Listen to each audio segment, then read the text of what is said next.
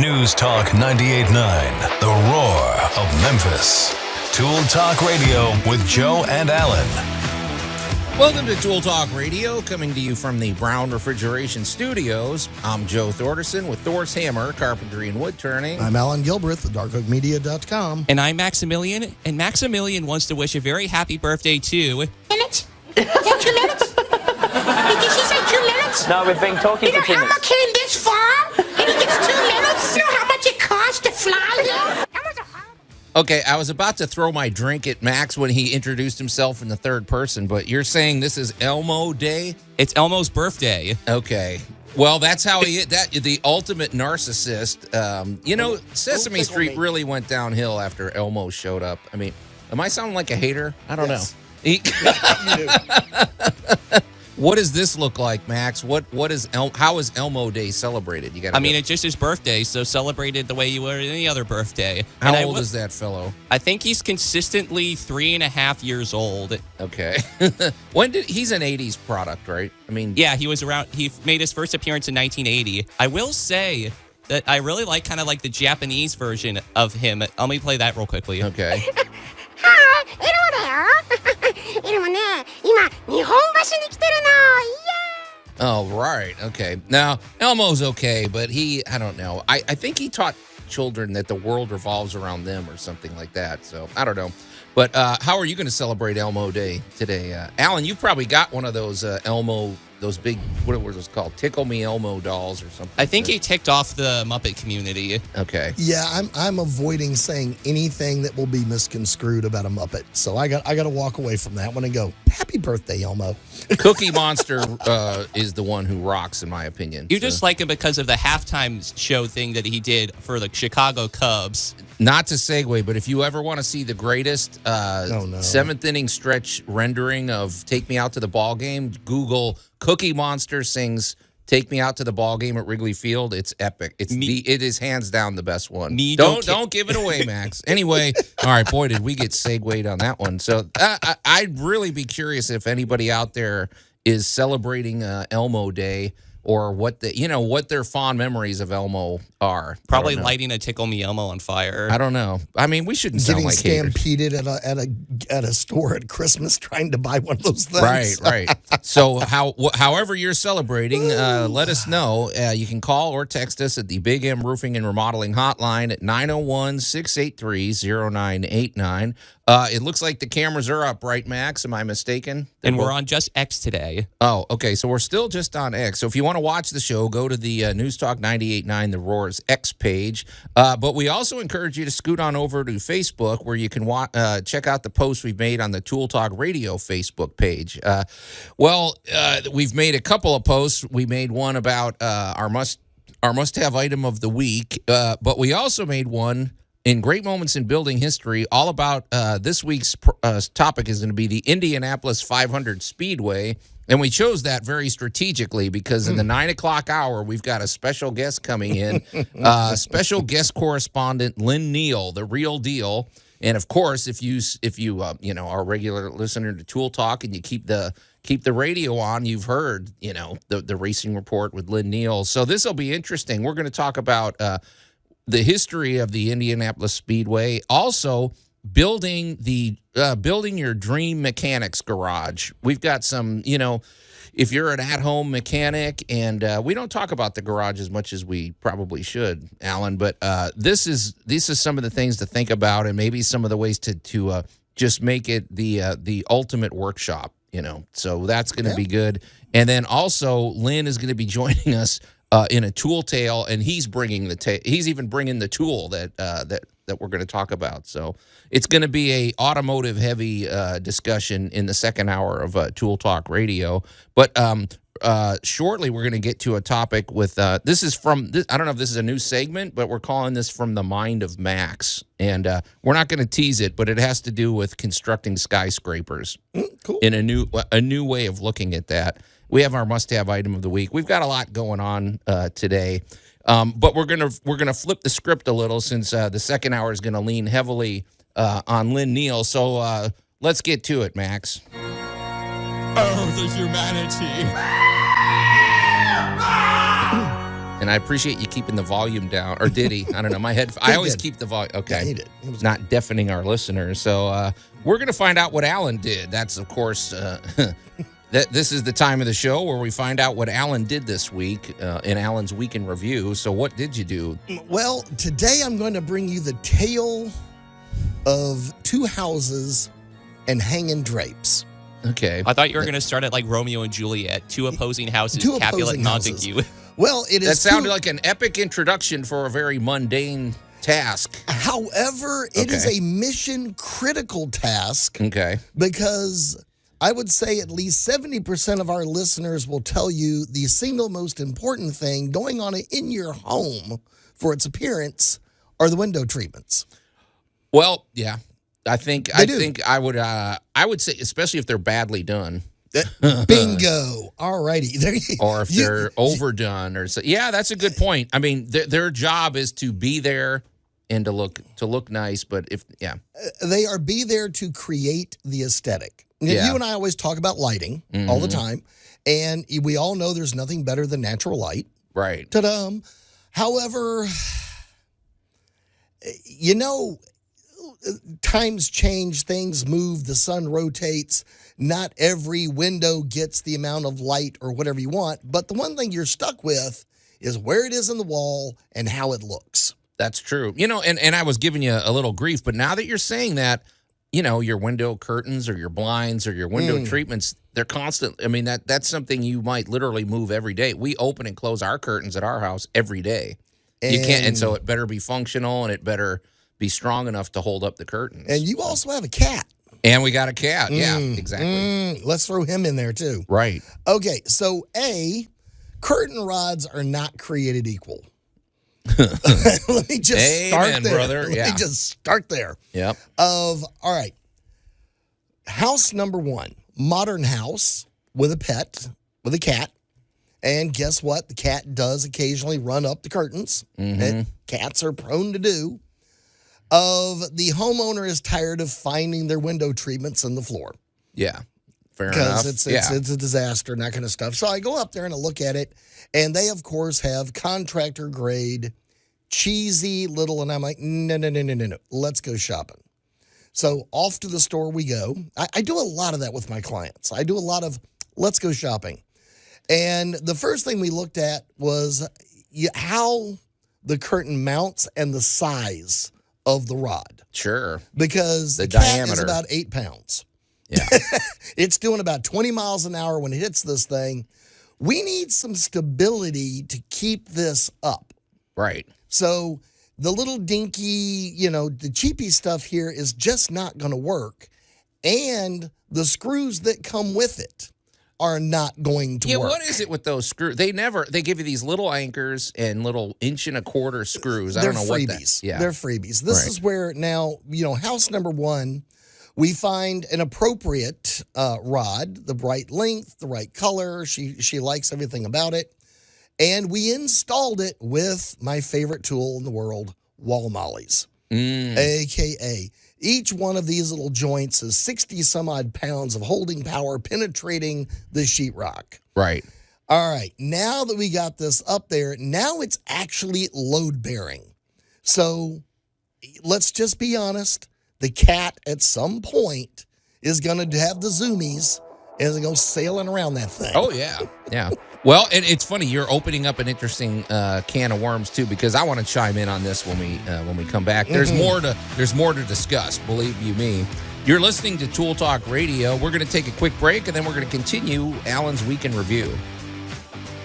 Tool Talk Radio with Joe and Allan. For $1, what tool is used to hammer a nail? Is it A, a hammer, B, a nail, C... B, nail. Final answer.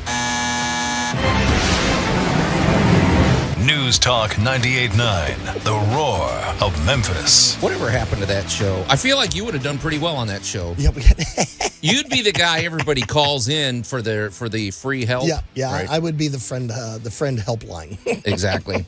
And we'll come back to Tool Talk Radio, coming to you from the Brown Refrigeration Studios. I'm Joe Thorderson with Thor's Hammer, Carpentry and Wood Turning, here with my buddy Allan Gilbreth from darkoakmedia.com. and our pal Max over there behind the glass. You can call or text us at the Big M Roofing and Remodeling hotline at 901-683-0989. We also invite you to watch the show. Today we are on the News Talk 98.9 The Roar's X platform. You can watch us there. But we also encourage you to go to Facebook and check out the Tool Talk Radio Facebook page for the posts we've made over there. And if you're just tuning in, I want to let you know that, among other things, today is Elmo Day, right? Alan, I think you'd appreciate this one. Chef. I mean, wait, no, but you're trying, though. You're trying. You're not a horrible chef. Apparently, Elmo's a very bad chef. Oh, big Yes. surprise. Were there any fatalities? I mean, I think he's even got his own cookbook. Apparently, Okay. He does. he does a lot of talk show segments these days, which is interesting. I don't know why I have a beef with Elmo. He just seems very narcissistic. It's always Elmo it's like he's always talking about himself. Do you I know not he's remember having 3- and 4-year-olds? I don't know, man. I don't like to encourage And that the reason he is because of the fact that he's supposed to resemble a caveman.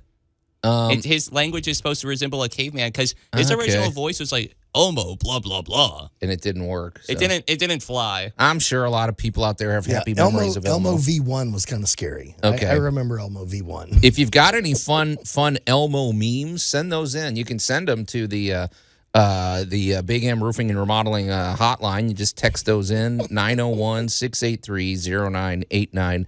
And also, in the second hour of the show, we're very excited because we got our special guest correspondent, Lin Neal, the real deal, coming in. He's going to talk about the Indianapolis 500 Speedway. He's going to talk about outfitting your garage to make the ultimate mechanics garage, and he's bringing in a special tool for our Tool Tale segment. So if you got any questions for Lynn, make sure you chime in then. Right before the break in Allan's Week in Review, at first I always like to ridicule Al. My reflex is to give you a little grief. But actually, you're bringing up something very practical. Most people are not going to hire somebody to put in curtain rods or to put in window treatments. Most people are going to do them themselves. But you're making some good points about the right kind of anchors, things like that. May I chime in with one thing, though? Dive in. My thing with hanging curtain rods, I'm a big believer in that maxim. It only takes a little more to go first class. Spend a little more, get the better quality curtain rod, the more rigid ones, maybe a bigger diameter, better brackets, of course. But I like to try to anchor into studs rather than even fooling with the whole anchors and things if I can. Sometimes you can't because where the end of it lands, but you could always at least try to hit the middle support with one. But one thing I just want to say is because sometimes people say, well, I want to use those longer screws, but the bracket is decorative, and if I don't use the black screw, then it's going to stand out. Well, just get some touch-up paint. It's called a Sharpie. Right. There's always ways to modify and to incorporate. But anyway, you were talking. You were working in a couple homes this week. Yeah, well, so. it was a dichotomy because I did modern home first, and the modern home's concern was the pet. Well, you got a cat running up the curtains. You got a cat, and, let's face it, you just hung a fibrous, dangly thing off the wall. Right. Let's just be honest. Let's not get mad at the cat because that's why you own a cat, because they do stupid things. And you love them and you're not going to get rid of it. So you might as well just admit it and move on. This is a cat gymnasium This now. is going to be a cat gym. Right. And you might as well put this up there so it's less aggravating for the human. And, if it doesn't, and one thing I've discovered, if you stop caring about it, the cat loses interest. Oh, the more of a fuss you make about it. Kind of like with children. Yeah, the more you go off about it, the more he wants to do it. In this case, now that it is firmly, securely up there and nothing's falling off the wall, there's no sense of adventure for the little fur bag. Makes sense, yeah. So your little darling may or may not leave it alone. But you won't find it in the floor. And you say you're happy.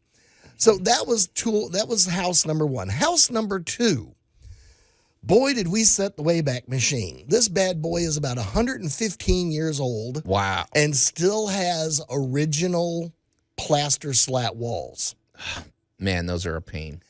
There had to have been at least, and I'm really recalculating in my head, there were at least 6 different kinds of hardware still mounted to this thing.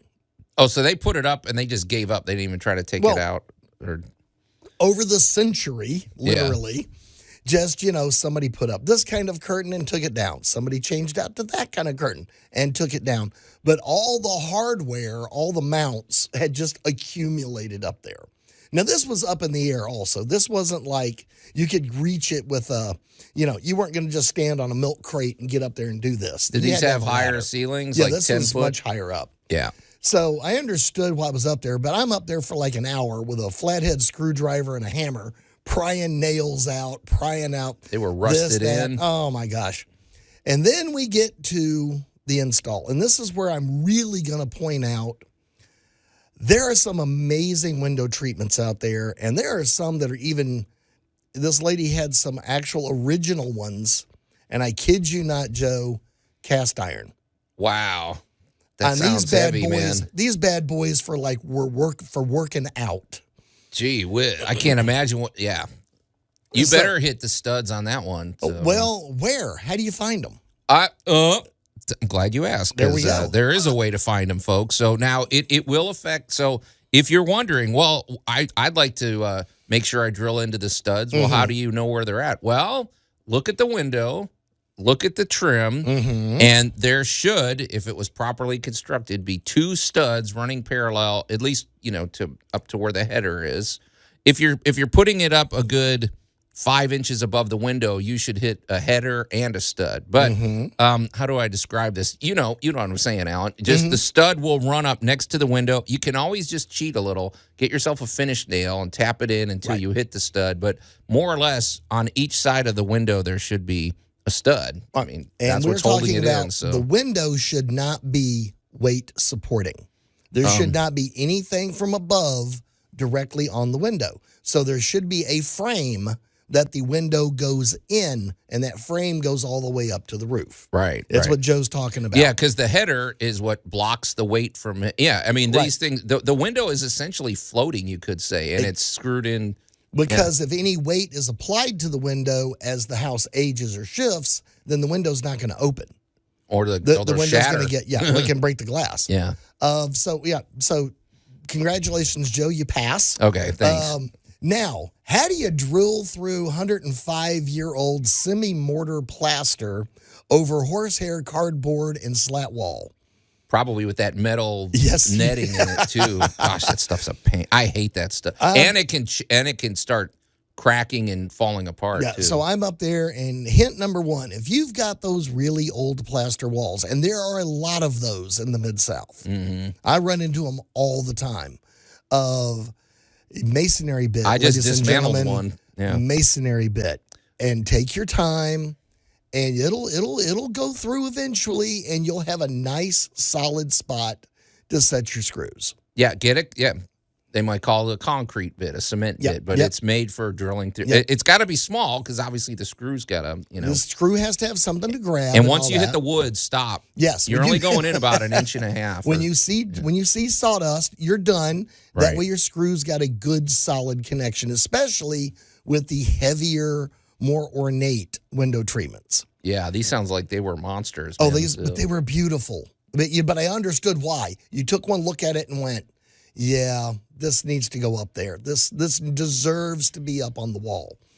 Beautiful work. So the tale of 2 is know your room, measure. And the other thing is please measure where your finish is supposed to stop at the floor.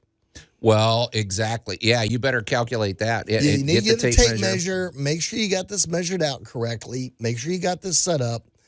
And remember that the window treatment is actually there to cover the whole window.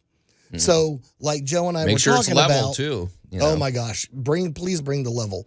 What Joe and I were talking about was make sure you hit to the outside of the window frame that inch or 2 over, which gives you the good decorative sweep, which covers your window treatment. And gives you privacy. So, yeah, a lot to think about with that. So, It's always a good idea to just jump on YouTube for these things. All right, you're listening to Tool Talk Radio. We've heard from Allan. When we come back, we're going to hear from the mind of Max. Tool Talk Radio with Joe and Allan. Ron, what was wrong with that one? It was too perfect. It looked machine-made. News Talk 98.9, the roar of Memphis. Okay. Well, I guess I respect that, but I don't know. Ron Swanson just bugs me. Thanks, Max. You knew that, too. I asked you for no Ron Swanson rejoiners today. I kind of forgot. Yeah, right. And we'll come back to Tool Talk when Radio. When you say you don't want something, you know I'm going to have to do it. Okay. He's a great character. Don't get me wrong. He's a fun character to watch, but the guy just gets on my nerves. So I don't know. As a woodworker, Allan, you want somebody out there to. Never mind. Okay. And we'll come back to Tool Talk Radio, coming to you from the Brown Refrigeration Studios. I'm Joe Thorderson with Thor's Hammer, Carpentry and Wood Turning, here with my buddy Allan Gilbreth from darkoakmedia.com and the befuddling Max over there behind the glass. You can call or text us at the Big M Roofing and Remodeling Hotline at 901-683-0989. And it's a great day to do it because, among other things, it's Elmo Day, which I've got a little beef, Max. Why don't we have a Cookie Monster Day? Or even Grover Day. I'm sure it's out there, but I don't know. I just keep finding like these golden items of him, like this one. What is there, like a gym on Sesame Street? Is there a gym? We don't have a budget like this show. You know how much... Okay, all right. Pretty wise. I mean, okay, he can hold his own on a talk show. I'll give him that. So. That is Elmo's secret superpower. All right, if you've got any Elmo memories or any strong feelings like I do about Elmo, once again, the Big M Roofing and Remodeling Hotline, 901-683-0989. There are some pretty good memes out there with Elmo you can send in. Kermit 30 years before did the big, made all the rounds, was all the big celebrities. So, Elmo's just having a good time. That's true. Miss Piggy came along and stole all the thunder, though. Piggy stole every scene she was ever in. I just like the old hecklers. Those are the best guys. Oh, Waldorf and Statler? Yeah. Also, because Joe and I look like them now. Speaking of what we look like, you should go to the News Talk 98.9 The Roar's X page, and you can see what the new hats look like. We've got Tool Talk Radio hats. I don't know how widespread they'll be immediately, but if you really want one, we could probably get you hooked up with one. So get in touch with us. But Allan's not wearing his. I notice. I'm sporting. I'm out there. It's representing warm today. And check us out on the Facebook page as well. Okay. All right. That was a long way to go to get the thing teed up. But anyway, we're in a minute. We're going to. I don't know if this is a new segment, but we're calling this From the Mind of Max. Before we get to that, though, let's talk about our good buddy Larry Brown with Brown Refrigeration. So this could be an interesting day. It conceivably could be another one of those days where you started the day off putting the heat on. Who knows? If it gets up near 70, you may have to put the AC on a little bit. It's another one of those days reminding you how the whole system has to function cohesively. There's really nothing more complex than the HVAC system in your house, and there's fewer things more important that I can think of. So you need somebody with the expertise to keep it, you basically want to keep it maintained, and you also, you want to keep it running at its best. And that means get Larry Brown or his team out there once or twice a year for a little tune-up or a checkup to get your ducts clean, to anticipate any problems, and to, when it's functioning properly, that these visits pay for themselves. I mean, and make sure, of course, you're changing your air filters, of course, the routine maintenance. But also what's great about Brown Refrigeration is the fact that they are always at the cutting edge of technology. They work with Train systems and the Remy Halo system, which is really hand in hand. I would have to think every unit that goes in these days has the Remy Halo system. I mean, it uses the UV power of the sun. It creates clean air that comes out of your system, and it also creates air. You could say this is almost the superhero of air molecules. These things are out there cleaning every surface that it hits. So it's just, it gives you that fresh feeling in your home. They have a great business culture over there. They have great financing. It's just an all-around great operation. We're really proud to be associated with Brown Refrigeration. You can get in touch with them directly at 901-362-1881 or go to their website, brownref.com. All right. Well, this should be an interesting conversation. Oh. Is this what your mind sounds like, Max? Is this what it sounds like with the brain? I don't know if my mind has any sound at all, actually. It sounds like something. Okay, if you ever meet Max and you hit him with an interesting idea, I could see this sound activating in his brain. I like the idea of my brain having an anthem. Having its own theme song. So what do you got for us today, Max? Well, today I kind of have a proposition. Okay. I was thinking about something. The idea of these structures that tower to the sky, for example, the Burj Khalifa, we kind of build it with the idea of permanence, but I think we should instead build structures with the idea of their impermanence. Because one day or another, that Burj Khalifa or that mile-high tower in Japan that they're kind of prospecting is going to become obsolete unless it gains a UNESCO status and they preserve it. But with that in mind, it's like, what do you do with all the stuff that comes down? For example, like the idea of like, all right, you destroy this entire building and now it's reduced to rubble, but what if you built the structures in such a way that you could, in theory, reuse the material afterwards? Like the perfect example that I have is when you're building a Lego set. Well, if you're done with that Lego set, you can just disassemble it and use the elements in a new construction. See, Max, I love this because you know what? For the last century, I think you triggered Allan too. The last century, we have these structures in New York or Chicago or whatever, and it's like, wow, we built a skyscraper. Well, you know what? At some point, it has to come down. It's inevitable, and it seems to me you're creating a lot of problems for the future generation. So and one other thing before you. So here's the other thing with that.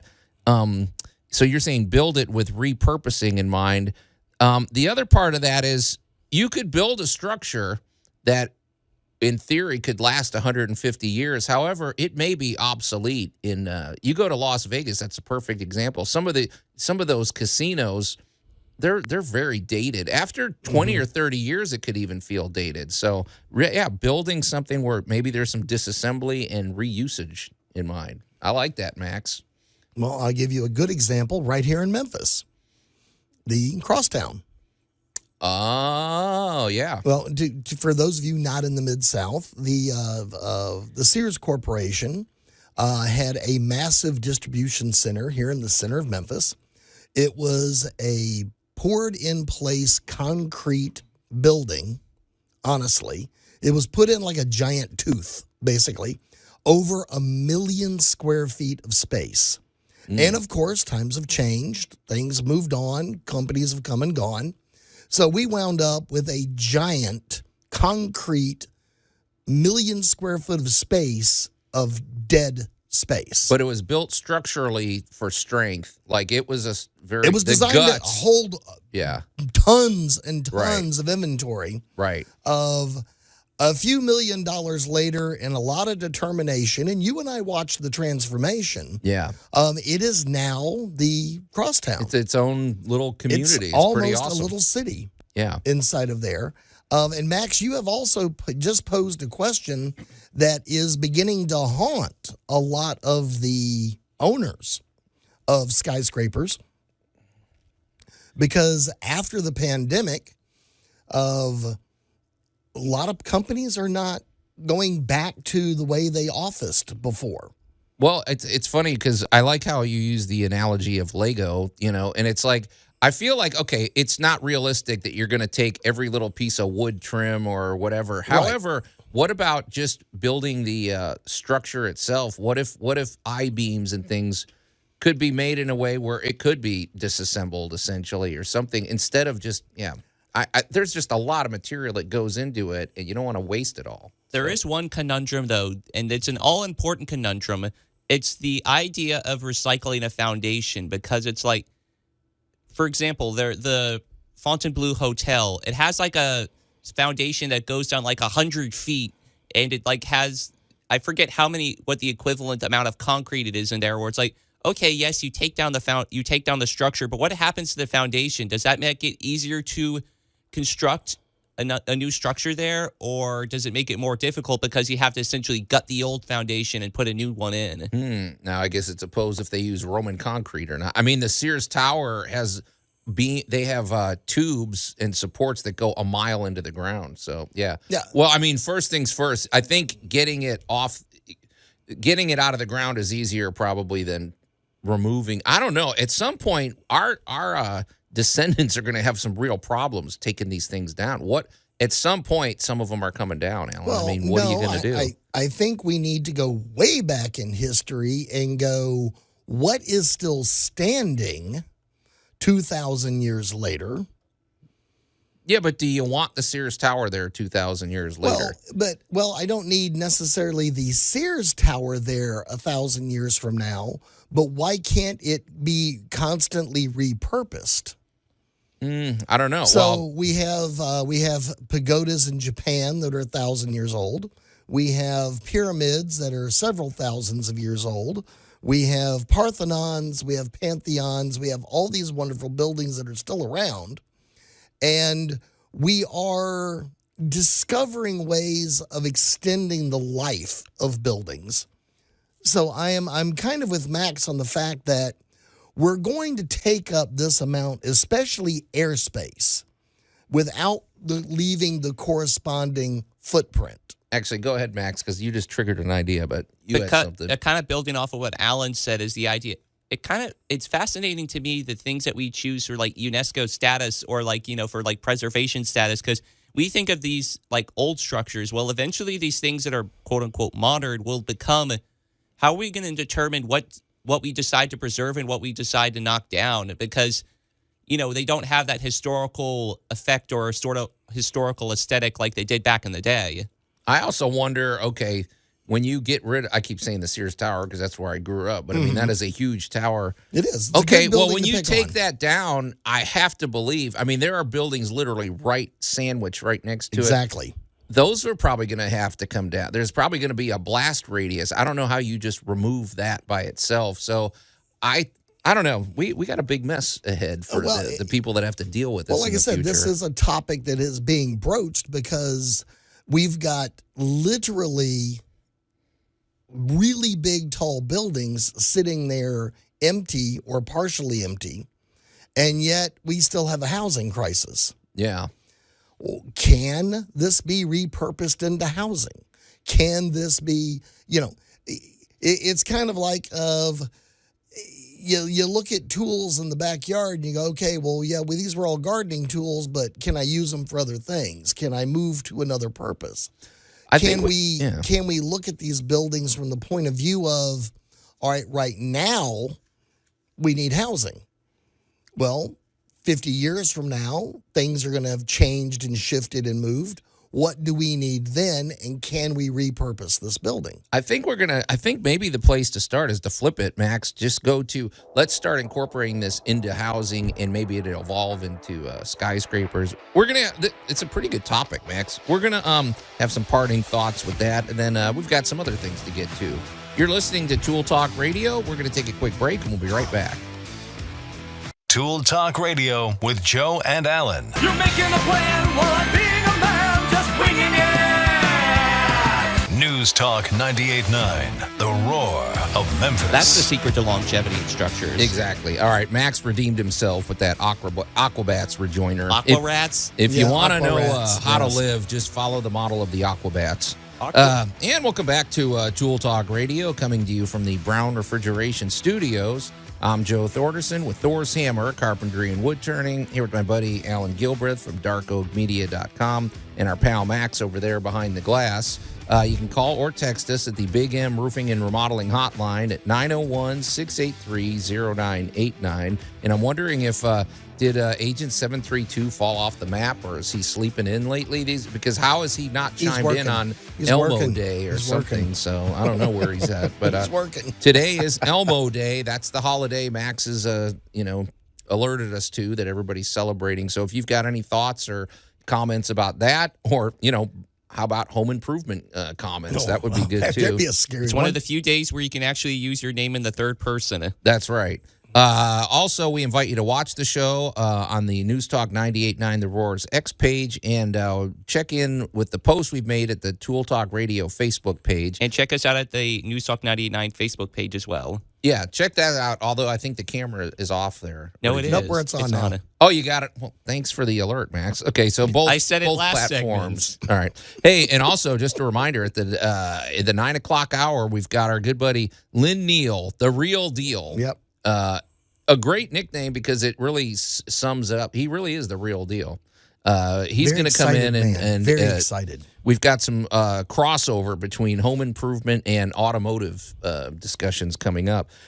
Before we get to that, though, Max, you really hit on a good topic, and it was more or less building We're especially looking at skyscrapers, but I would think every structure maybe starting to build with an eye towards repurposing. Don't just build a structure and then whenever the future comes where it's obsolete, you just basically blow it up or bulldoze it or whatever and scrap the whole thing, and you've got all this, material. The idea, maybe there's ways to, at least with the framing or something, construct it in a way where you could reuse that stuff. Off the air, Allan, we were making what I thought was a pretty good point. You might build a structure that conceivably could stay up for 150 years, but, neighborhoods change or people's preferences change.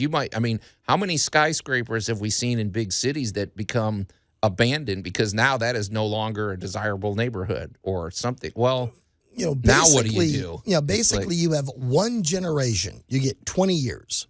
Yeah, I'd say. And at the end of that 20 years, whatever you thought 20 years ago has substantially changed. Especially with technology changes and, aesthetic choices, everything. So, yeah, you can't just put these things up and imagine they're going to be there for the next 200 years. So, I don't know. It's a pretty good topic, but, they still just keep building these skyscrapers. I feel like we're leaving a big mess for somebody in the future. However, maybe we could start. Mess now.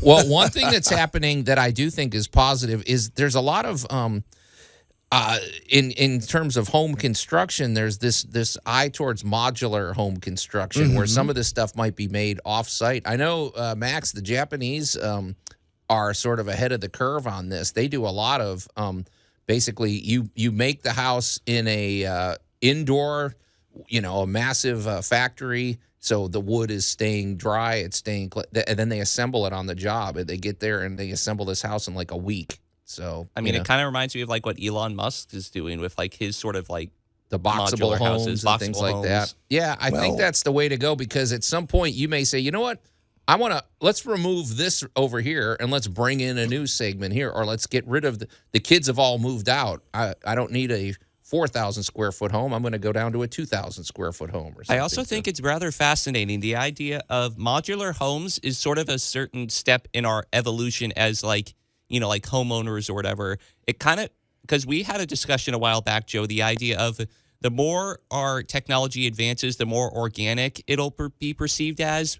But it makes me think of our ancestors, how they were hunter and gatherers. They were very itinerant people and nomadic. And so the idea of having homes that could be knocked down and moved elsewhere is kind of hearkening back to our ancestry. Yeah. A couple months ago, we were talking about the Native Americans with the teepee design and everything. I don't know. Maybe we're not going to go that hardcore, but there's just something to be said for non-permanence, you could say. Well, or flip the entire script and go with the fact that we can now show up with an additive printing device and just print you a house. Right. Yeah. Honestly, you talk about technology changes that have totally changed things. Plus, now let's pick on of construction bricking. Even that has changed. You can now build a house out of fundamentally grown-up Lego bricks. Yeah, that's fun to watch, too, because, man, you talk about, you get your 3 or 4 buddies over there. You will frame this house in the matter of days. It's pretty neat. So, technologies are changing rapidly, and the fact that a couple of companies are now actually using modular brick construction to build multifamily homes. Yep.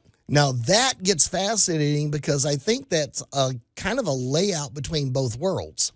because you can build a permanent structure, and it can also have the advantage of how hard is it to add on to it, or Right. how hard is it to alter the configuration later as needs, taste, or environment changes. Yeah, I feel like these, especially those. If you don't know what we're talking about, folks, there is a product today. We Allan brought it to us, a few weeks ago. Yep. I can't remember the company. Rancor. Rancor.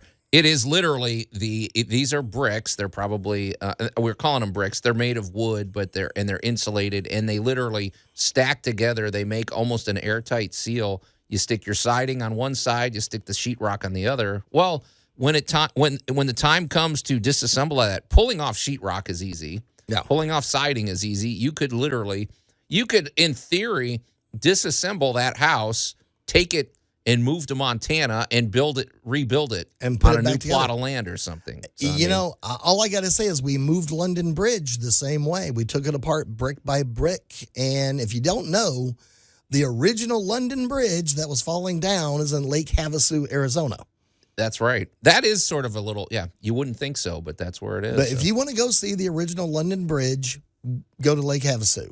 Maybe this is the way to do it. Maybe you start with this, like we said, because realistically, I don't know. I mean, skyscrapers, I'm sure there's a way to do it, but that sounds like a much bigger challenge, to make them disassemblable, if that's a word. As technology has changed, Joe, and as the workplace is changing, a lot of these skyscrapers were developed because we had to put everybody together, because basically the world worked on a sneaker net. AKA, I typed up a piece of paper, I handed it to Max. Max ran it down the hallway to you. You took it to basically what we would call a sneaker net. It was run by shoes. Right. And then we got You had phones. runners, yeah. Then we got phones. But you still wanted people together. Now with modern technology, you and I could be doing this show and looking directly at each other, and we could be 500 miles apart. That's a good point. Yeah. Some shows do that. That's what they, You and I just happen to live in the same city, and we're in the same studio. But there's nothing that says I'm not looking at you on a video screen. Well, if Allan gets his patent, we could be teleporting to work, in a couple of decades. Who knows? So, yeah, that's the thing. Really, non-permanence, is probably the way to design from now on. Yeah, So. Max, you brought up a massive topic. I hope a lot of people are listening, then, especially you architects. Yeah, I'm sure they've got to consider that. Well, somebody's got to step up and just start doing it, and place companies like that. I'm sure somebody is. I'm sure we'll see it in the news before much longer, and we'll do a whole segment on it. I promise. That was a good one, Max. So, I do like this. I do like. I'm glad that the conversation is being started, because I just keep thinking of all these skyscrapers and what's going to happen in a century or so. Anyway, well, wow, the first hour is gone, you guys. So this is going to be interesting. Coming up, we've got our good buddy Lin Neal, the real deal. We're going to talk about the Indianapolis, in great moments of building history, the Indianapolis Speedway. He's got a tool tale, and we've got a lot of other goodies. So stay tuned here on Tool Talk Radio.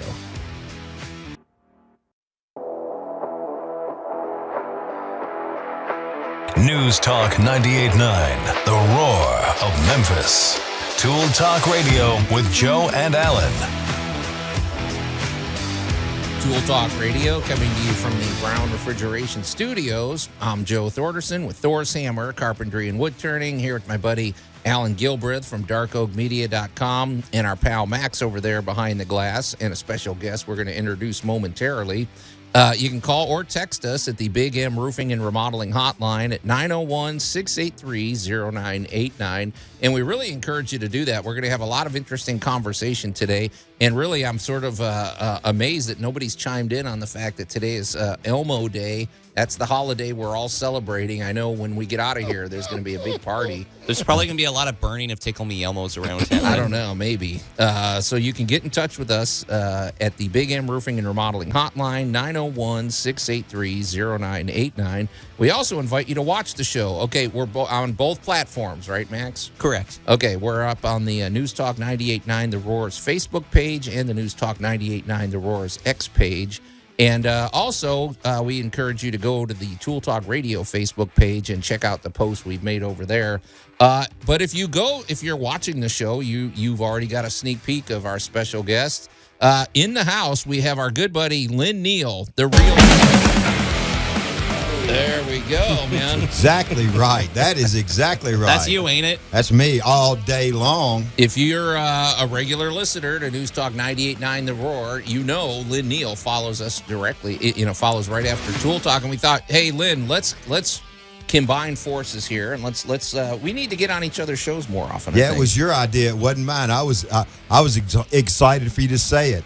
No, it's going to be good. So with that in mind, we're going to tap into your expertise. I'm really looking forward to our Great Moments in Building History discussion. That's going to be, we're talking about the Indianapolis 500 Speedway. I learned a lot. One thing I love about these, Lin, is I learn just as much as anybody else because you do the research, and there's some things I found out about this construction that are fascinating and the history. Let's hear what you learned. Oh, we're going to get to that. Stand by. Also, we're going to tap into your expertise. We're going to talk later about building your ultimate mechanics garage. If you want to, there's a lot of things to think about. Let's talk about it. Yeah, we will. Okay. We're going to talk about all that. Would you call that a man cave or a mech cave? I'm not sure. A car cave? But also, Lin, we in our Tool Tales, you're gonna spearhead a Tool Tale discussion. There's a particular tool, and you even brought it in. I did. So yeah. I just want to say something though for people that may not know.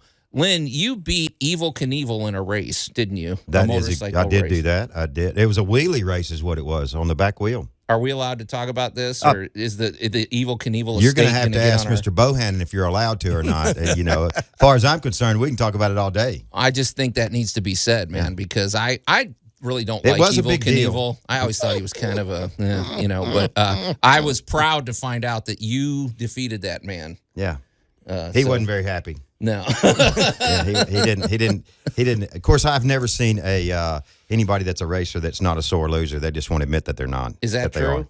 Okay. Oh my! Are you kidding?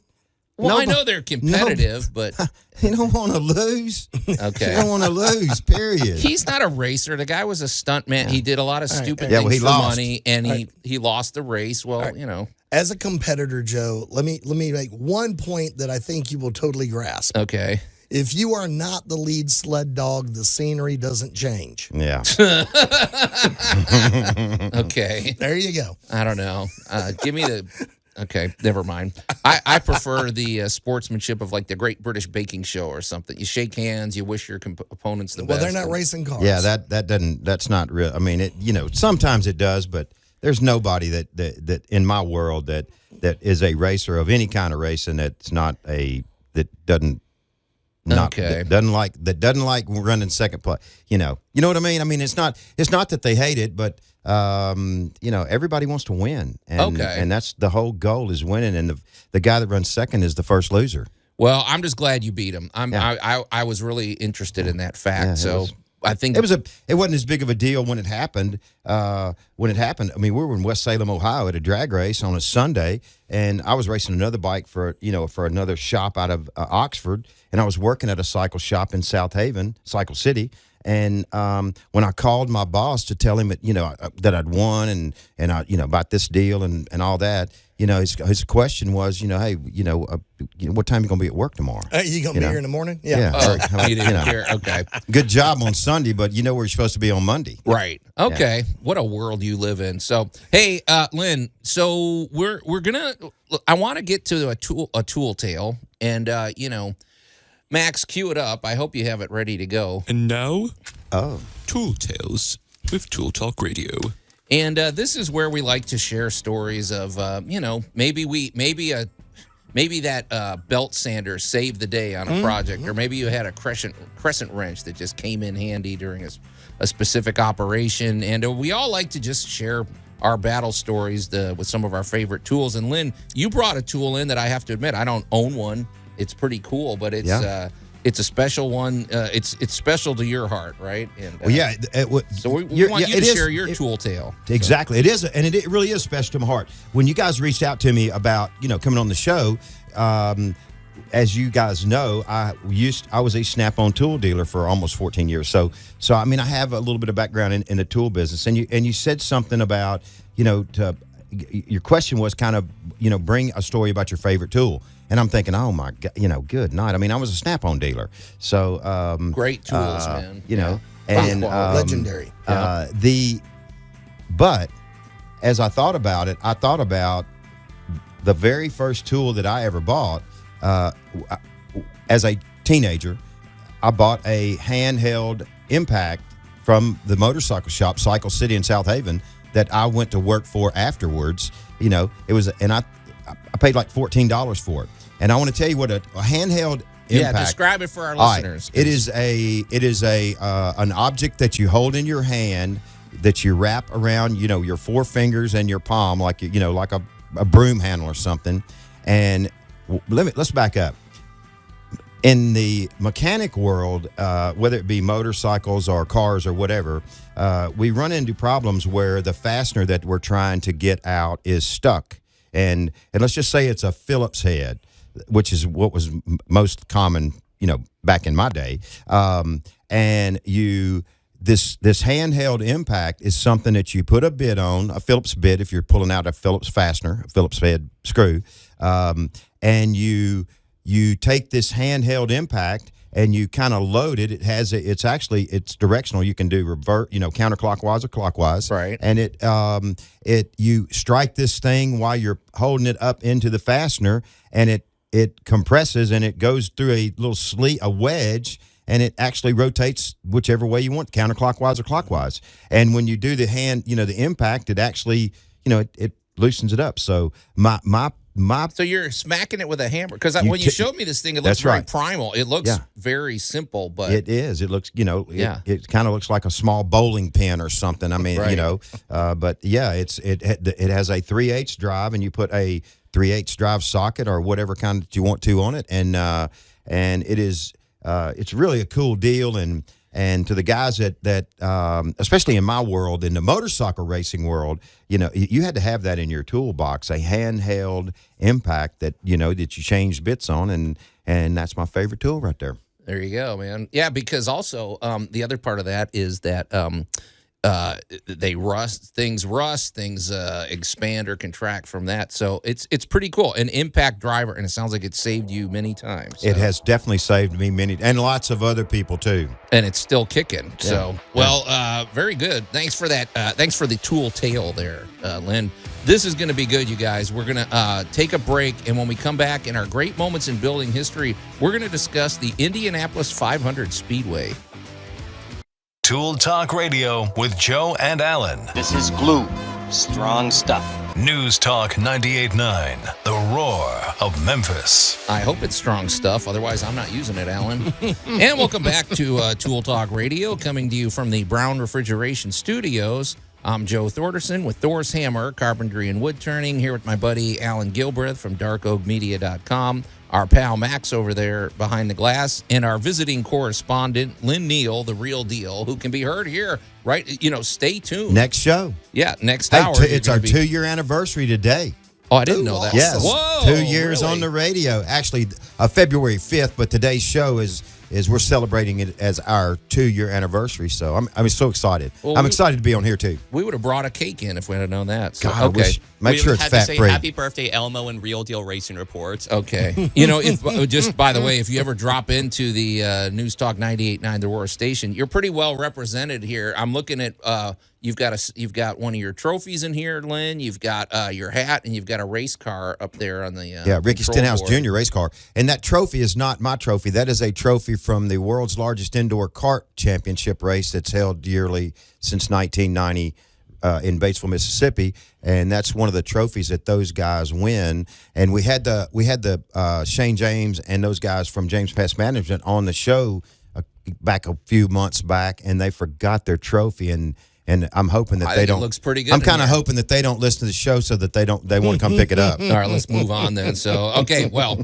and if so, this is a great day to get in touch with us. You can call or text us at the Big M Roofing and Remodeling Hotline at 901-683-0989. You can also watch the show if you're wondering what Lin Neal looks like. Well, you could probably Google him, but also he's Googleable. You'll find him on the internet, but also you can watch him on the studio cams. We have the News Talk 98.9 The Roar's Facebook feed going and the News Talk 98.9 The Roar's X page going. And also, you can scoot on over to the Tool Talk Radio Facebook page and check out the posts we've made over there. How come Max doesn't get to, how come we don't have a camera on Max? What's up with that? He's elusive. He refuses to go on. To quote you two, I move in mysterious ways. Exactly. Yeah. All right, Max, hit it, man. And now, great moments in building history.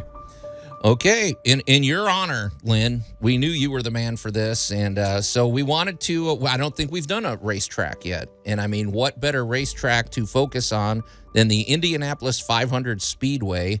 I think it's safe to say everybody knows what the Indianapolis 500 is. It's a 500-mile race around a 2.5-mile track. The race itself is. But I learned quite a bit. I mean, I know what the Indianapolis Speedway is. I didn't know all the history, and it was really fun to research it and learn the evolution. I can say it was built in 1909. They started it about, 4 years before that. Right. But it was the brainchild of Carl G. Fisher, and we're saying 2.5-mile track. It's, from what I could see, it looks to me, it's sort of ovalish, but it's also sort of a rectangle. And it goes about a mile one way, a quarter mile the other way, a mile is that right? That's kind of exactly what it is. With seats. And I was shocked when I found out how many seats there are. Well, let's just say it, 400,000 seats. I think it's the largest sport venue in the world. It is. Yeah. I was stunned. I knew there'd be a lot, but I had no idea. But 257,000 permanently mounted seats. And when it comes big event time, it swells up to 400,000. And has in its history, it sells out often. Yeah. Well, so what we wanted to do is just kind of consider a little bit about what it would take to actually make this thing. And then, Lynn, you've got some great history of this. So, Allan, let's start with the fact that, okay, this is a bit, you've got 320 acres, or did you say it's 500? Well, you got to add it up over the years. Okay. Because it has expanded. After the version you're going to go to right now today, for parking and everything all inclusive, you are looking at a grand total of 560 acres. Put your head around for that. one venue. Is that as big as Shelby Farm? That's got to be bigger, right? Because Shelby Farms isn't even a mile across, I don't think. There are a lot of cities in and this country. it's in the middle of the city. Yeah, there are a lot of cities in this country that are not 560 acres. Yeah. So your job is, it's like, oh, okay, well, I'm just going to stick a racetrack here. Well, for one thing, you're going over a little creek. You've got to make it level. You've got to make it safe, which it wasn't at first, right, Lynn? I mean, it was a death trap. Unbelievable. Let's go But way so back. what kind of landscaping are we talking here? I mean, this is a lot of work. All right, well, let's start where racing began. Okay. Because we're in Tennessee, and we got actually a lot to do with this. Because them evil revenuers was chasing them boys making moonshine. Yeah. Seriously. Yeah. And when they wasn't running from the law and the moonshiners would all get together on a Sunday, and Lynn's just nodding his head off. That's exactly right. Get together on a Sunday afternoon and and race. see who had the fastest car. That's exactly right. And it was very competitive. And hey, nobody wants to lose. Nobody wants to lose. Everybody wants to win, yeah. If you lost that race, you went to prison. Yeah, that's right. So welcome to Speedways catching on to cars, and was it Cadillac that came out with that first V8? No, it was Mercedes-Benz. Mercedes. Oh, I don't know about the first V8, but I remember the Benz is who came out with the first internal combustion engine. Bingo. Isn't that right, Max? That is correct. I did a weekly snapshot on that. 1880 or something. So welcome. It's only 1909. So this is in your backyard technology. Yeah, right. And they're doing this race, and Indianapolis kind of gets founded, and Fisher and his boys are out there racing and all this. And there were some pretty horrific wrecks. There Yeah. were some pretty horrific wrecks. One guy's mechanic got killed. Another one. I mean, there's a list of them. I got a lot to. Max and I did a bunch of research about this, so we'll And- talk about that in a minute. But it started as a dirt track. But it's dirt. It's dirt, which means it's got tire pieces and oil potholes and grooves. Hold Everybody's on. trying to get on It that. did not start as a dirt track. It started. It was the way it was constructed. It was built out of brick that were 3 million bricks. They laid the brick in the dirt as the foundation, and then they covered the brick with a white limestone and with gravel and with tar and with asphalt. And when they ran the first race, it may have appeared to have been dirt, but it had a brick foundation that was 320 million bricks, I think, and that weighed 10 pounds apiece. And they laid these bricks, and then they poured this. After they poured the limestone and the gravel and the tar and the asphalt or whatever on it, they had mule driven steamrollers, and they just squished this stuff into this brick foundation, and in this 2.5 mile oval racetrack was born. Okay, hang on. I didn't know that. Okay, here's what I found in the research. It said it was a dirt track, then gravel, then brick. Are you saying that they basically, and it's 3.2 million bricks. Right. But are you saying that because eventually they thought the safest option was to race on brick, but are you saying they just got rid of the gravel and the dirt and went down to the brick foundation? Or no, the foundation that they originally built was brick, and then they poured something on top of the brick was the surface that they raced on. And in 1909, when they had their first, the first race that they had in 1909 was a motorcycle event. And isn't that right, Max? Technically not. It was technically a balloon race. Yeah, what's up with that? 9 balloons would start lifting off for a racing trophy. So it technically started at Indianapolis, and then one of the winners landed all the way 382 miles in Alabama, and they spent more than a day in the air. Not only that, but it was also an aviation facility as well. Like Wilbur and Orville Wright actually presented certain stuff at there, like for a national aviation meet, which is pretty wild. And that's inside the facility. That's inside the facility itself. Yeah, there's plenty of room in there. It was like a promotional thing, and it didn't. Orville and Wilbur, that was the year they made their flight, right? So I mean, same year. Kitty Hawk, North Carolina. Okay. I'm sort of stunned that they started with brick and then decided, well, we're going to cover that up, because it seems like brick would have been the brick originally, from this Mr. Fisher guy was going to be the foundation. It was going to be, it was actually the foundation. I from what I gathered, of course, none of us were there, but that's what I found in my history was that they laid the brick and then they covered the brick with. Hey, listen, when I know that it wasn't brick when they raced the first car race on it, which first race that they had that involved an internal combustion engine was a motorcycle event, and the surface of this facility was so abrasive that the motorcycles, they blew all their tires and everything. So it was sounds horrible, man. And the second, the second event that they had, well, I guess we'll have to come to that in just a minute. But there's a lot of information about what happened after they ran the motorcycle event that they had to postpone. Go ahead, Allan. Well, this all kind of began with Fisher visiting a lot of the dirt tracks in England and was convinced dirt was the wrong surface because you couldn't get the speeds. Yeah.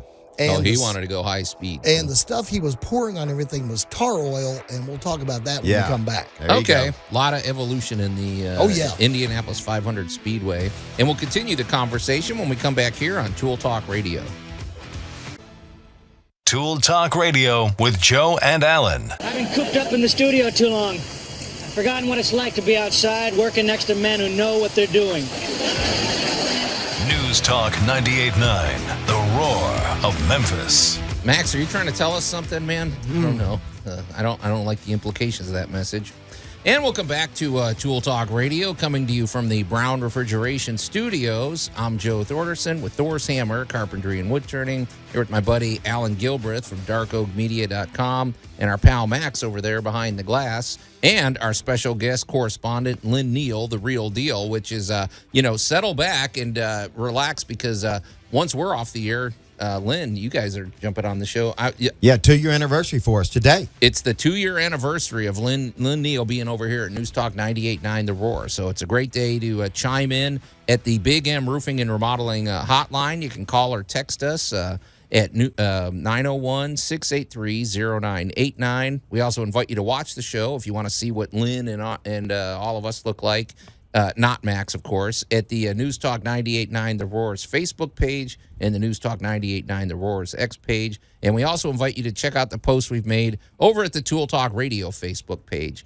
In a minute, we're going to get back to our great moments in building history discussion, which in your honor, Lin, we're talking about the Indianapolis 500 Speedway. But before I'm we honored. get to that, you know who else is a fast worker, a guy that gets the job done, is our good buddy Jay Hill with Big M Roofing and Remodeling. I wonder if he's been to the Indianapolis 500. I'm pretty sure he has. The guy's been everywhere, so pretty sure. But he would fit right in there. He's high energy. He's a dynamic personality, and we always salute the great business culture that he's created over there. I don't know where Jay finds his technicians and employees, but he gets the best of the best, and he's the best of the best. He's always 5 stars with the Better Business Bureau. He's a GAF Master Elite Installer. He's all about the exterior protection of your home, from roofing, siding, gutters, and windows. We always lean heavily into his roofing expertise, though, because, that is sort of where he's made his biggest mark, you could say. Jay is also a former insurance agent, which when you hear that, you're like, well, so what? Well, here's so what. There's a lot of times where you may have damage to your the outside of your home that's covered by your homeowner's insurance, but that's not a simple process. It's very complicated, and there's no. You ask 50 different people what to do, you'll get 50 different answers. So you need a competent professional. Jay just happens to be that professional. He'll come in. It's a free consultation, and he's going to look over your roof. He's going to look at the outside of your home. And if there is damage that's covered by your homeowner's insurance, he's going to know it. And if you have a path forward with that, boy, does that save you a lot of money. Or if you don't, at least you're aware of where you stand, and you've got a great consultation.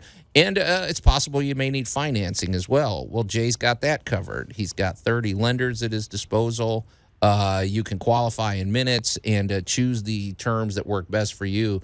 But more than anything, Jay just brings a real energy and a real sense of optimism to every project he's a part of. And that's what we love about Jay. And he's also hands-on. He wants you to call him directly. And like I said, we have a big game coming up in about a week or so. Call him during the pivotal moment of that game and test just how much he wants to talk to you. So call him directly at 901-484-5645. Or go to bigmroofingandremodeling.com. Yeah, I could see it.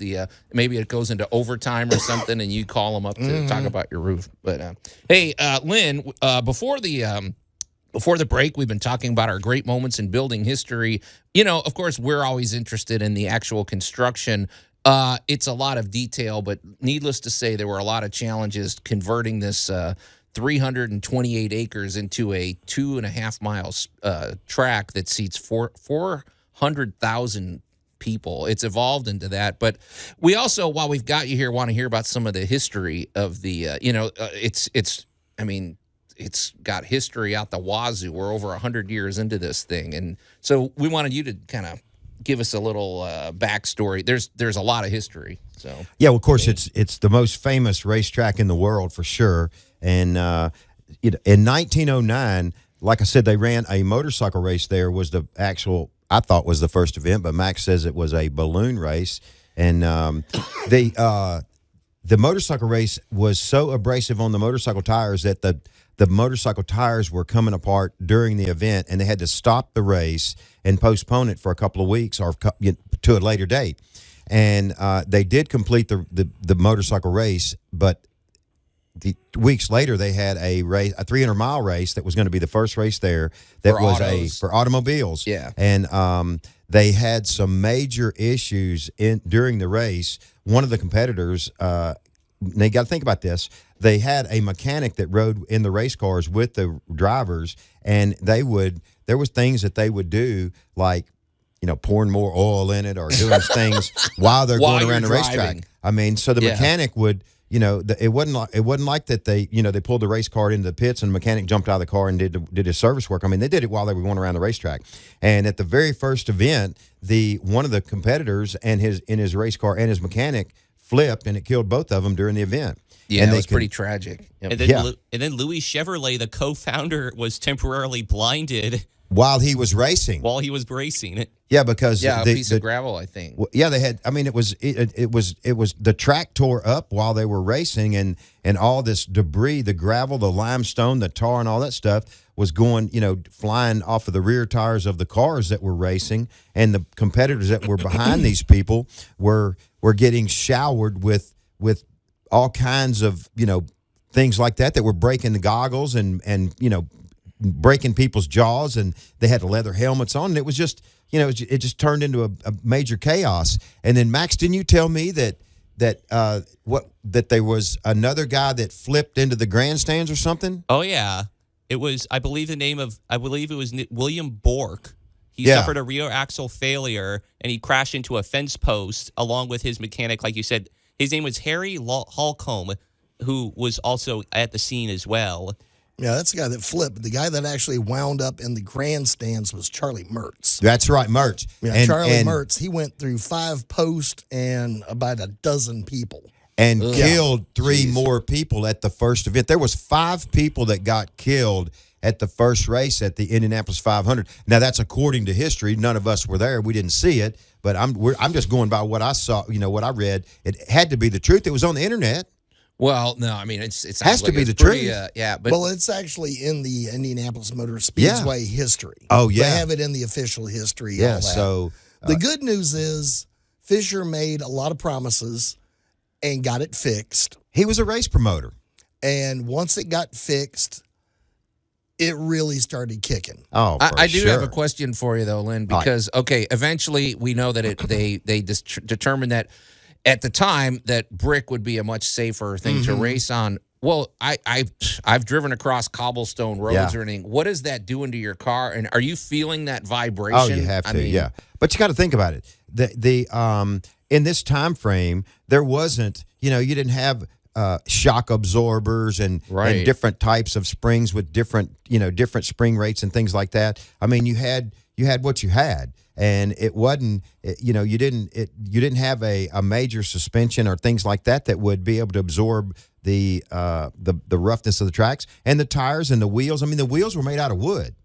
I just wonder what it's doing. Yeah, I mean, all that vibration and all the torque and everything, and you're put for 300 miles in an open cockpit car with a mechanic in the car with you.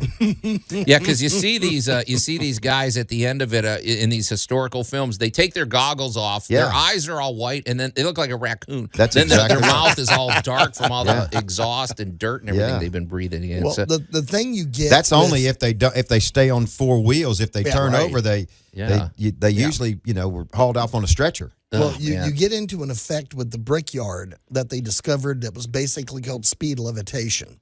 What's that? So speed levitation is where if you're going over a very uneven road. So you're going over a very uneven road. If you're going slowly, your tire is riding through every single one of those grooves. But the faster you get up to speed, the less contact your tire is actually making with the road.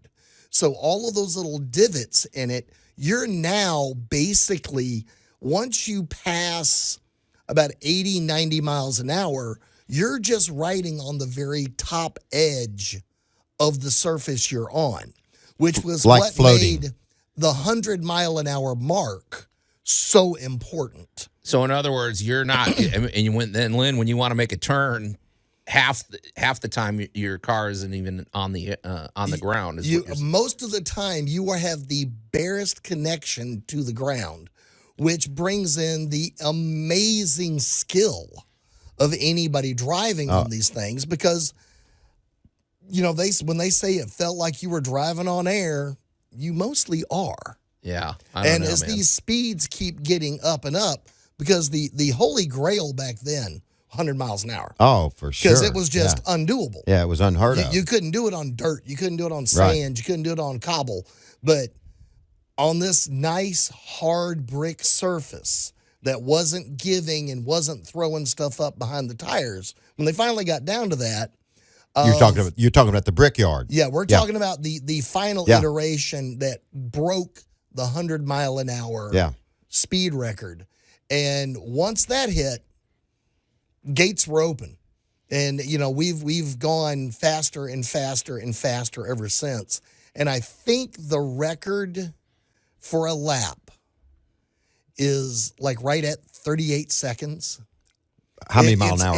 What was a mile an hour? I don't know. You have to do the math on that. I think it's 230 miles an hour. 228, 230 miles an hour. I think they all run 200 now. Incredible amount of speed. Hey, Lynn, have you been to the Indianapolis 500? I've not been to the Indianapolis 500. I've been by the building, but the drag strip at the where they run the U.S. Nationals at Indianapolis is outside of it's away from where the 500 track is. So okay, but I've been to the drag strip up there, but I've only been by. I've never been to the actual competition. Well, of course, it's grown, and now like we say, it seats 400,000 people. The track has been paved and everything, and it's rooted in a lot of odd traditions. For example, the milk and the kissing of the bricks. I thought I'd ask you guys to explain that. Well, kissing the bricks makes sense to me. Yeah, well, you can tell us because there is a little remnant of the bricks, right? Well, the kissing of the bricks actually started in 1994, I think, by Dale Jarrett when they had the first Brickyard 400, which was the first NASCAR race that they had raced there.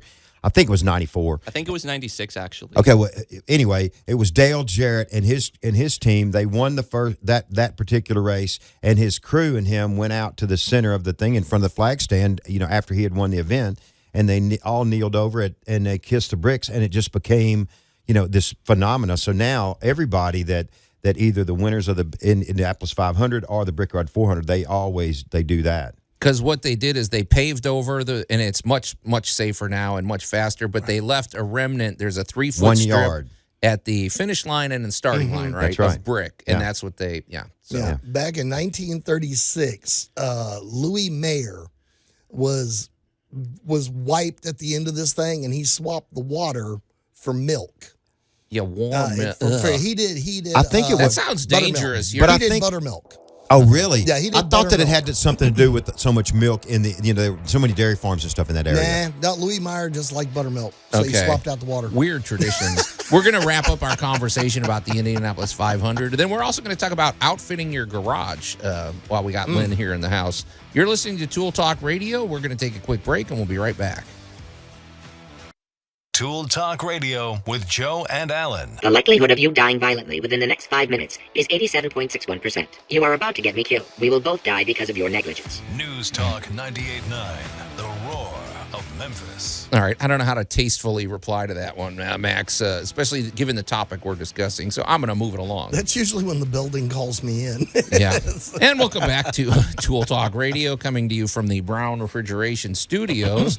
I'm Joe Thorderson with Thor's Hammer, Carpentry, and Wood Turning, here with my buddy Allan Gilbreth from darkoakmedia.com, the tasteless Max behind the glass, and our good buddy Lin Neal, the real deal from, Lin, you've seen it all. You've been in this business for over 40 years, right? You're talking about the racing business? Yeah. Oh, yeah. Yeah, more than that. And you beat Evel Knievel in a race, and I brag about that, even if you're not gonna, because I don't like Evel Knievel. I never liked that guy. So sorry. Although I think I did as a kid have that crank up motorcycle. Did you have one of those? No. You were too old at that point for I was just on the cusp where it was okay to have. I think I was 10 or something when it came out. I don't know. At this time, I mean, we were racing motocross, and we were jumping, and it was a big deal. He was a little bit old-fashioned to us back in those days. Yeah, he's okay. Anyway, hey, but it was a pleasure to take his money, though. Amen, brother. So you beat him in the race, and you bought a van, right? I did buy a van with that. Sure did. Good for you, man. Hey, before the break, we've been in our great moments in building history. We've been talking about the Indianapolis 500 Speedway. I will tell you, we're always interested in the construction of things. We kind of touched on that, Allan, but it's an interesting rabbit hole to go down because it involves a lot of there was a lot of landscaping that you had to clear 328 acres. Yep. That's no easy task. You had to make it safe for racing, which it really wasn't at first. It is now, right? I mean, it's pretty safe.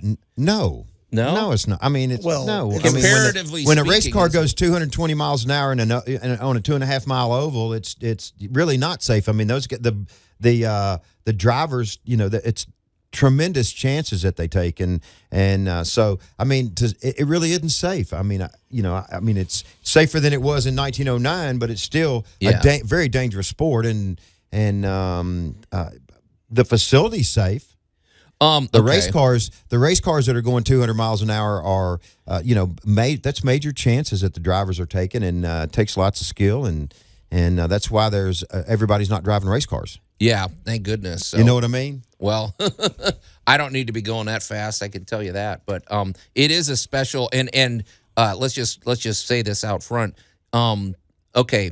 Bowlers, in my opinion, are not athletes. Race car drivers are athletes. I'm just going to say it. You know what I'm saying? With you. You know what I mean? With you. Sometimes there's this tendency to say, well, they're driving. They're not football players. Or The no, that is an expressed on the athletic. show belong to Joe Thorntonson. So. That is an That's athletic skill. I'm sorry. So, but anyway, hey, sorry about that to all those bowlers out there. Yeah. Hey, I don't care. I mean, bowling's a game. It's not a sport. You can. Oh Lord. I don't care. Send that hate mail in. I don't care. Hey, bowling's Wish fun. Shorty Chambliss were here. Oh. Hey, but there's a lot that we could discuss with this, but we have to move it along, Lynn. We were down to our last segment, so we want to talk about. Let's talk about.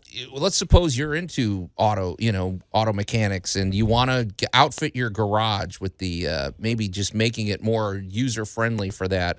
Or build a garage. Or build your own garage. Well, if you can do that, that's the ideal.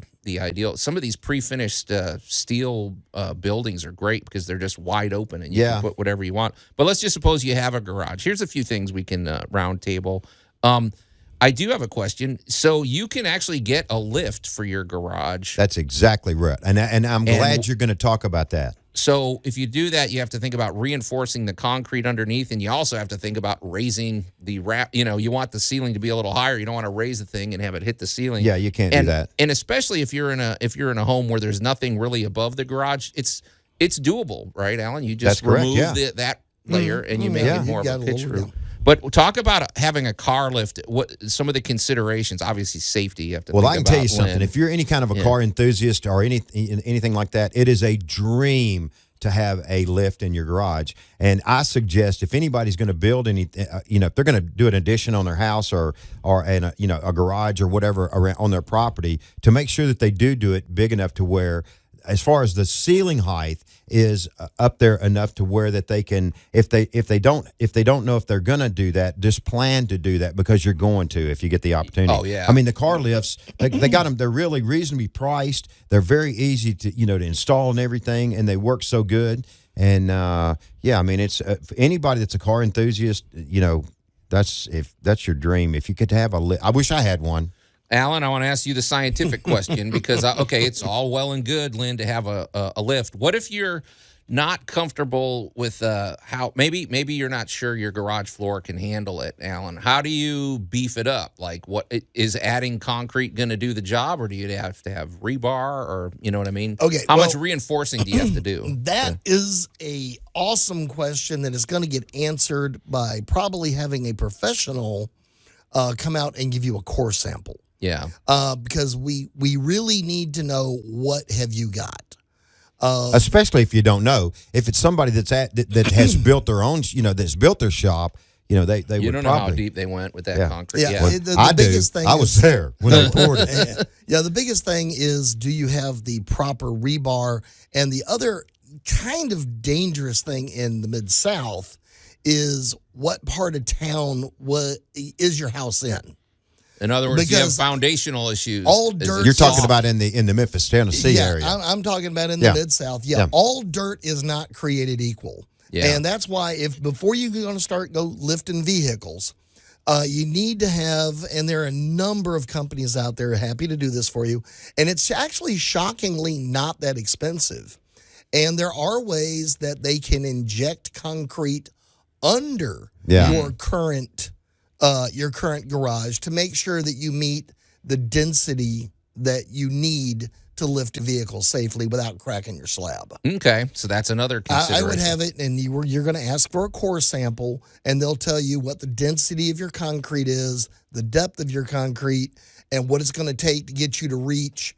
Let's say you need a compression lift of 20,000 pounds, and they can tell you very easily. They'll type it in their calculator and go, "Oh, well, you need 6 inches of this." Yeah. And boom. So don't just pick up your car lift and then install it without checking all this stuff first. Don't and start drilling holes in the concrete. Yeah. Here's don't do another it thing. yourself. Now we're going to talk about comfort, Allan. Your garage door may not be insulated. There Correct. also may be gaps between the it may be letting a lot of hot and cold air, and get yourself an insulated garage door. Yes. Right? A mini split is a nice thing because it's discreet. It's up there by the ceiling, and it'll make it comfortable. But now let's talk about what to put on the floor, Lynn. We've got these interlocking tile. We've got epoxy. We've got what's your preference for a floor? I love stained concrete or anything that they do on the concrete that is a stain or anything like that. That I love that stuff. The look of it is now how. You don't want it too slippery either. Though. No, I mean they're different. You know, there's different. Those guys that do the stained concrete stuff can, you're going to get something up, especially in a garage. You want to have something that's going to have some abrasion to it. You don't want it to be slick like you do in your house. You want to be able to clean up, but you also need it to be. You don't want to be slipping when the oil. Yeah, it's going to be chemical. The epoxy that they're going to paint this with will also have in it flecks of an abrasive. That's correct. So and you can, depending on how much you want it, right? The coarseness that you want, and you can even pick the colors. Yeah, I love it. Make it's it gorgeous. Look good. Last thing though, make sure you put in your budget and your calculations that you have multiple electrical drops. You're going to have to have everything wired. Put more than you think you're going to need because you're going to need them. Yeah, I covered all mine up with toolboxes and stuff. And let me throw in one little extra. It's not the number of electricals, it's the number of circuits. That's exactly right. Make sure each wall in your garage, if you're going for this big effect, has got its own breaker. Exactly. Lynn, we had more we wanted to discuss you, but we don't have any more time. But, what's that sound? Hey, and if Is you it can't over? get enough of Lin Neal, Is that the don't caution flag. I was thinking it was. No kidding. We can't believe it. The checkered flag is being waved there, Yeah, Lynn. But hey, yeah. stay tuned because Lin Neal, the real deal, is coming up right after the break. But Lynn, it's been great having you on. Let's do this again, my friend. 2-year anniversary on the Real Deal Race Report. Hey, how about next week? I'll be back next week. All right, we got to get out of here. On behalf of my buddy Allan Gilbreth and our pal Max over there behind the glass, and Lin Neal, the real deal, I'm Joe Thorderson. Thanks for listening to Tool Talk Radio, and we'll see you next week.